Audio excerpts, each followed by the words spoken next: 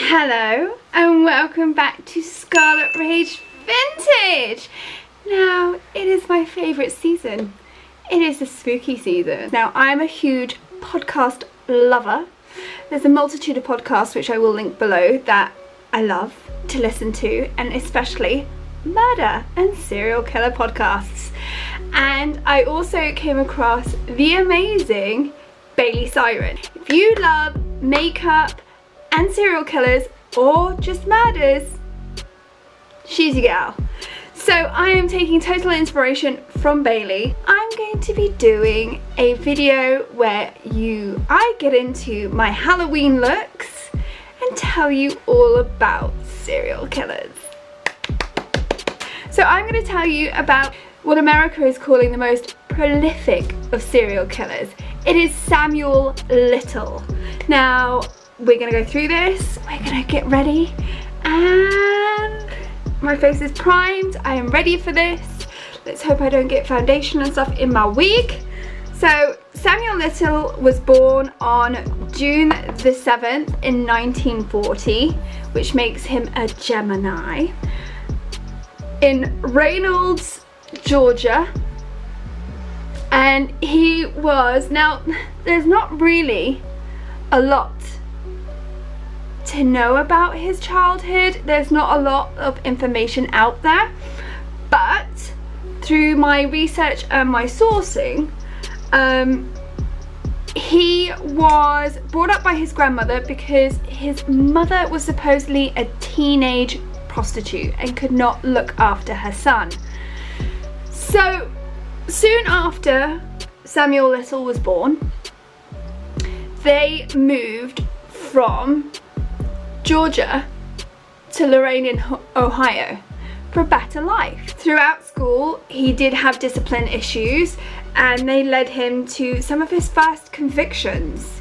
One of his first convictions, it wasn't his first, but it was like the one that sort of, I think, got him in the most trouble, was in 1956, at the age of 15, he was caught breaking and entering. This sent him to juvenile, like juvie, at 16, wow. But the funny thing is that his conviction was in Omaha, Nebraska, and his family, like his grandma, lived in Ohio. Now that's a long way to go for like someone when they're 16 to like be, don't you think? So after he was done with his conviction and his juvie, he basically went back to his hometown, and then from then on, we don't know too much about him. Fast forward to 1961, Little was sentenced to 3 years in prison for breaking into a furniture store. He was released in 1964, but by 1975, he'd been, sorry, I have notes, because dyslexia. He'd been arrested 26 times in 11 states. This man liked to travel. He did not stop. Now, most of the things that he was arrested for was assault, attempted rape, so we knew that he was on a bad path. Now, as he grew, like, older, he also grew in height. This man, Samuel Little, turned into a 6-foot broad man, and he also started to learn to box, which will come later, you'll understand. And in his like spare time, he used to hang around with prostitutes and their pimps. Samuel says that his first murder was in Florida in 1970. Oh girl. Was when he was 30 years old. I mean, your first murder at 30. Jesus. Then in 1971 and 1972, he confessed to killing four people. 2 were 2 black ladies and 1 was a trans woman in Miami. He then carried on traveling around and murdering, as you do. His murder spree basically landed him in many states like Miami, Florida, Georgia, Texas. He just zigzagged up and down the country. The only breaks he ever had in his murder sprees was when he was actually locked up in prison for the petty crimes that he got caught on. Only caught on petty crimes. How crazy is this? His victims were mostly drug addicts, prostitutes, and people that were in a vulnerable kind of position. And sadly, their disappearances kind of went unnoticed because of their lifestyle. Samuel recalls and quotes, "They were broke, homeless, and walked into my spider web." In 1976, a woman in St. Louis, Missouri, was found naked from the waist down and bound with her hands in telephone cord. So she gave the description of Samuel Little and his vehicle. She also told the police, which kind of shows how his modus operandi is that he also tried to strangle her before she got away. The police managed to find him through her description and her ever so good remembrance of his car. Now, when they opened his car and looked inside the car, guess what was there? Her clothes. Now, when the police asked him about what had happened and his side of the story, he said he'd only beaten the woman. He hadn't tried to strangle her, and he hadn't raped her. Now, for this crime, he only got 3 months. Now, this is a man that has had 26 past convictions and is only still given 3 months for a rape and strangulation.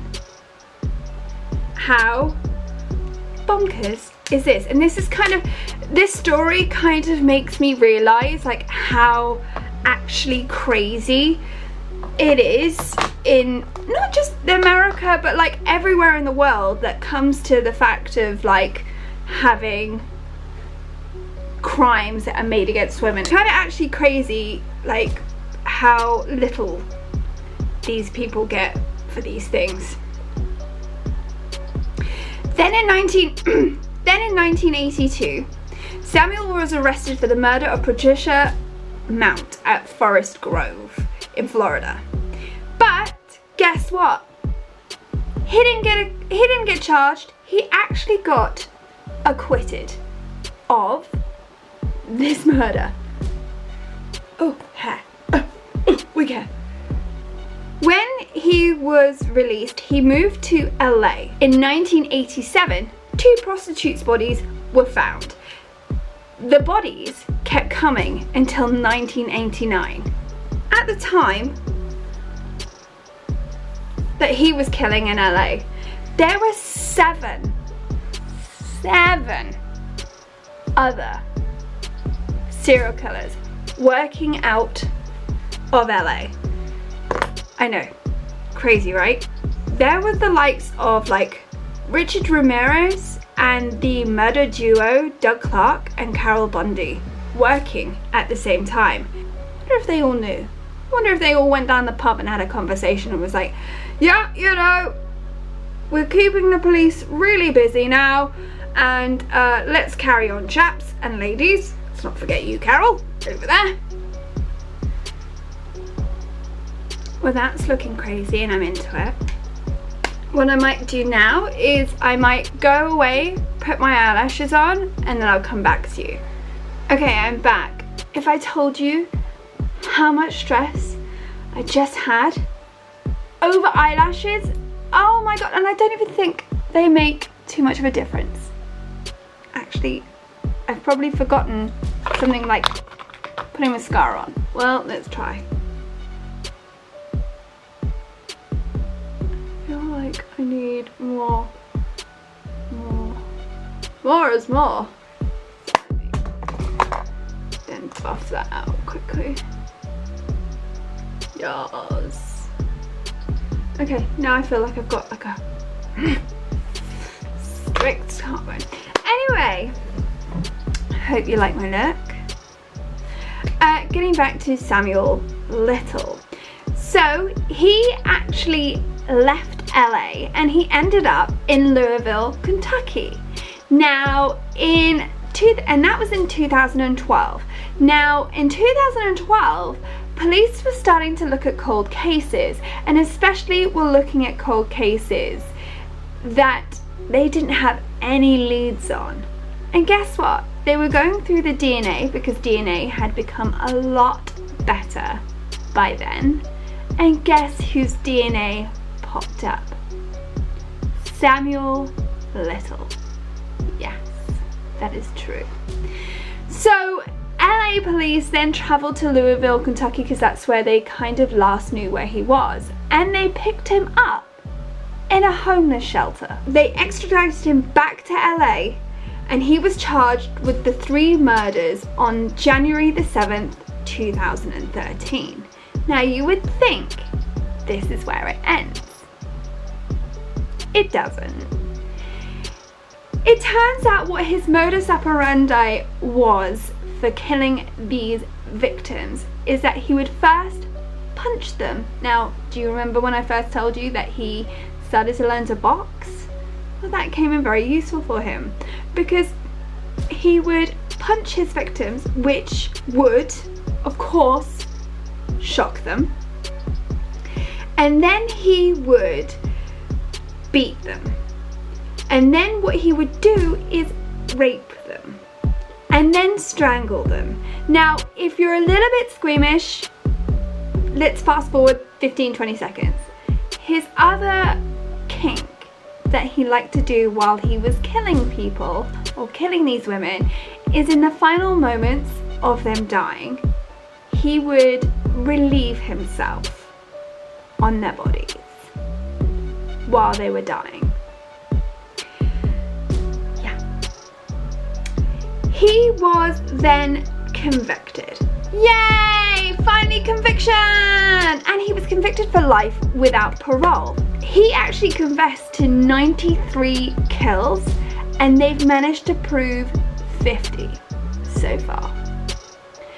Now, this has named him the most prolific serial killer in the United States, because police actually believe him that he's done all 93 kills that he has so far confessed to. So he is still alive, he is still in prison, he's not been let out after 3 months, he's actually got life without the ability to have parole, but while he's in prison he is still confessing to murders that he has done. So this is maybe a video that I carry on when he keeps on chopping his murders, and hopefully I'm so glad that maybe some families have more knowledge on what happened to their daughter or someone in their family that maybe went missing that he has confessed to. Obviously murder is not a light thing, and I do hit this subject with a little bit of humour, because if I went into all the gory details and didn't have a bit of humour, we'd be all a little bit like wanting to cry in our corners right now. That is the story of Samuel Little. I will put up a photo of him so you can kind of understand what he looked like. And thank you guys for watching. Don't forget to like and subscribe. Thank you. Bye.